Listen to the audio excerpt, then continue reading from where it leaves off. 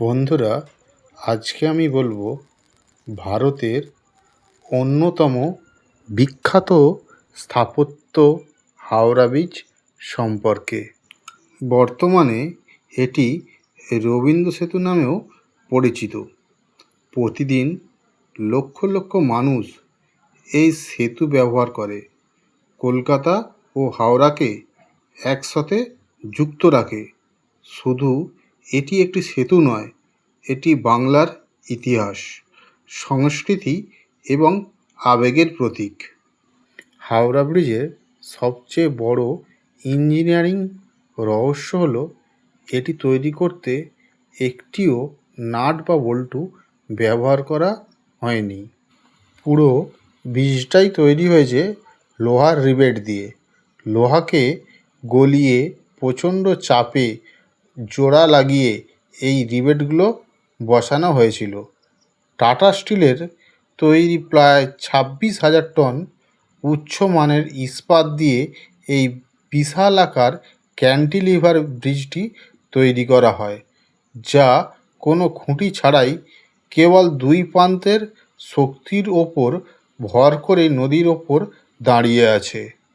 সাধারণত এত বড় সেতুর নিচে নদীগর্ভের বিশাল খুঁটি বা পিলার থাকে, কিন্তু হাওড়া ব্রিজের নিচে গঙ্গার কোনো পিলার নেই।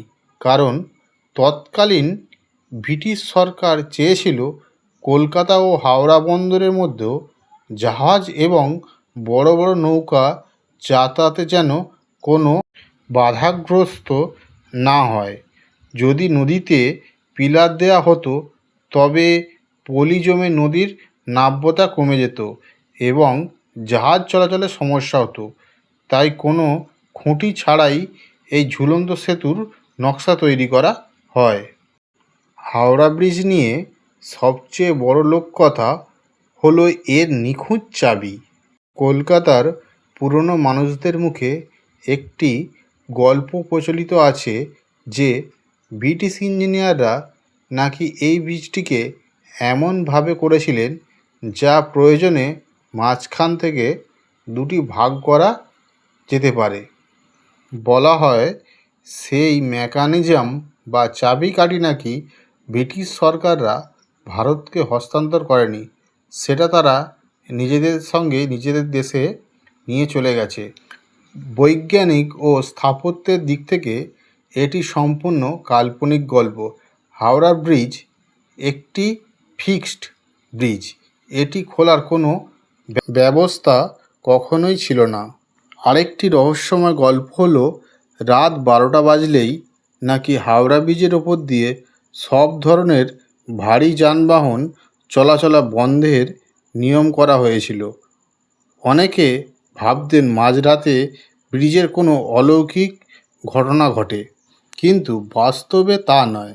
হাওড়া ব্রিজের ওপর দিয়ে কোনো দিনই ট্রেন লাইন ছিল না, আর রাত 12টায় গাড়ি বন্ধের গল্পটি গুজব।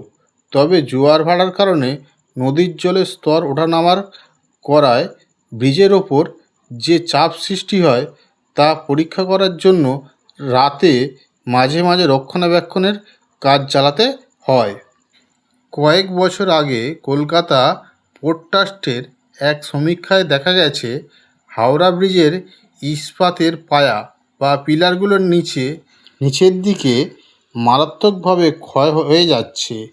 কোনো অলৌকিক শক্তি নয়, এর পেছনে রহস্য ছিল পান ও গুটকার পিক। পথচারীদের ফেলা অনবরত পানের পিকের অ্যাসিড এবং ক্ষারকীয় উপাদান ইস্পাতের ওপর প্রতিরক্ষামূলক আস্তরণ নষ্ট করে দিচ্ছিল। পরবর্তীতে এই ক্ষতি রুখতে ব্রিজের নিচের অংশ ফাইবার গ্লাস দিয়ে মুড়ে দেওয়া হয়। 1943 সালে ফেব্রুয়ারি মাসে দ্বিতীয় বিশ্বযুদ্ধের ঘটনার মধ্যেও কোনো আনুষ্ঠানিক উদ্বোধন ছাড়াই এই ব্রিজটি জনগণের জন্য খুলে দেওয়া হয়েছিল।